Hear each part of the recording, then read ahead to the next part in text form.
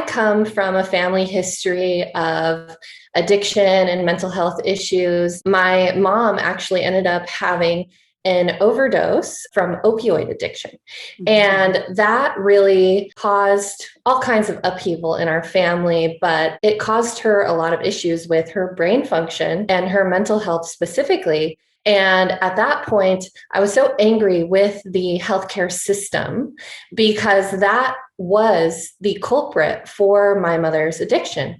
All of the drugs that she was taking were prescribed, and not only were they prescribed, but they were taken as prescribed. And that really led her down a dark path. So I was really just looking for answers. Why did this happen to my mom? And how can doctors who are supposed to do no harm end up causing a life-threatening addiction and not really address the root causes of what is causing the pain or the surgeries or whatever it is that ended up giving those kind of pain medicines, right? I was doing a lot of research to help my mom and get her in with, functional neurologists and really learning about the brain and the intricacies of everything there. And so that led me to pursue my doctoral degree in neuropsychophysiology. I really found some interesting things about women's health and women's psychology, women's neurology, and women's biochemistry, and how everything is really interrelated.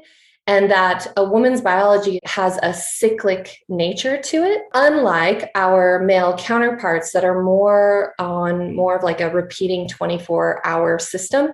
The female system, meaning the whole body and all the systems involved in it, not only the reproductive parts, but the whole body really follows a monthly cyclic rhythm. And then starting to dive into that, I found all kinds of interesting research and information and putting it together, really learning about the female biorhythm as the key or the missing link to feminine health, not only cognitive health and function and psychological health and function, but women's health in general. Yes, it's really interesting because women represent 51% of the world's population, right? However, 51% of the world's population remains this mystery. We don't know as much as we know about male biology, for instance, about feminine biology. And just for instance, I've studied the health sciences, the hard sciences my whole life through to a terminal degree.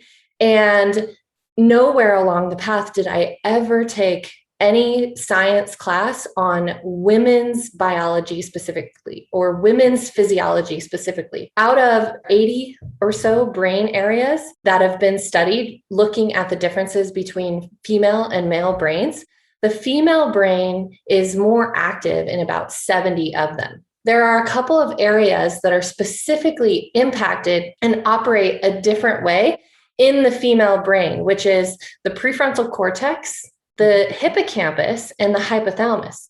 Now, these three areas are really interesting because these are areas of the brain that are associated with leadership.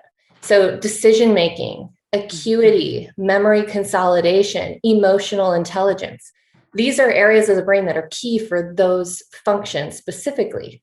So women kind of have an enhanced ability for those specific cognitive functions. And the reason why is because when you look at these areas of the brain, they actually have high densities of estrogen and progesterone receptors.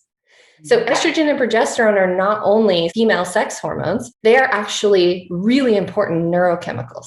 So as estrogen and progesterone ebb and flow throughout the month, right, this actually changes the way that our brain functions throughout the month. The female hormone cycle, with its 4 specific phases, has a interesting impact and a very different cognitive function and biochemical signature for each of the phases.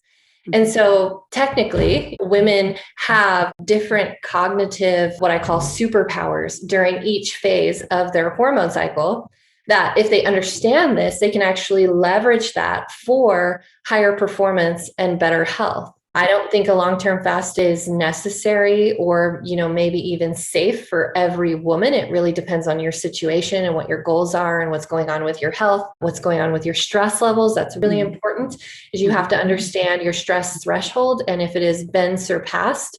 Because if you do something like fasting, you have to understand that even though that is a form of eustress, right? Positive stress that can cause what is called hormetic stress, which helps the body to grow, right? Or it helps us to grow and become better and more resilient.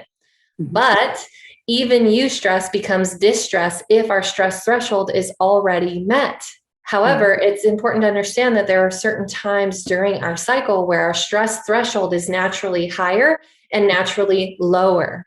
So this also has to come into consideration when you're choosing your biohacks, because things like fasting or even cold thermogenesis, again, positive stress, but that becomes distress if you're already surpassed your stress threshold. So it's important to know that, yes, we have these 4 phases of our monthly hormone cycle, right? But women also have different phases of their life cycle that change this monthly cycle.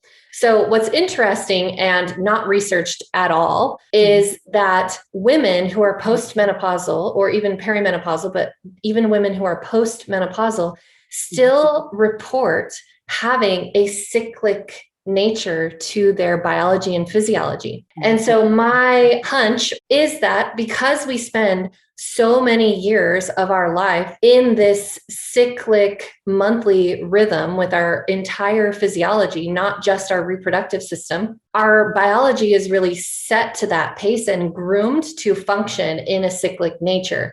And that just doesn't end because we are postmenopausal. Even if you're taking, hormone replacement therapy in the form of birth control, or if you're taking hormone replacement therapy, through perimenopause to help regulate your cycle, you will still go through all 4 phases, though your phases may be longer or shorter. But you can start to track this by kind of tracking the way that you're feeling and listening to your body. One quote that I love that I actually got from one of my professors is that you can't control anything, you can only self-regulate.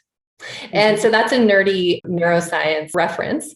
But, self-regulation is the body's ability through the nervous system to regulate itself in response to stimulus so that we don't have those big cortisol dumps and so that we don't get overtaxed and use our resources to become very reactive, right? So the ability to control anything in our lives is an illusion. We really can't control the things in our lives, but we can control essentially the way that we react to those things through taking care of our neurological function and really training our nervous system to be more resilient, right?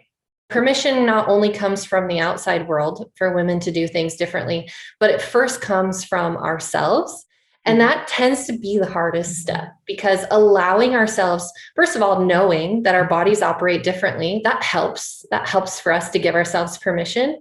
But then knowing like, hey, my body is brilliantly designed and it actually knows exactly what it wants and needs. I just need to listen to it. I need to come into partnership with it. So kind of guiding women through that first step in, yes, it's okay to do things differently. You don't have to follow all of the recommendations and advice of your favorite influencer if it doesn't feel in alignment with you, which it probably doesn't, because that influencer is a man, right? So allowing yourself to do things differently can be the hardest first step, but it's the most important.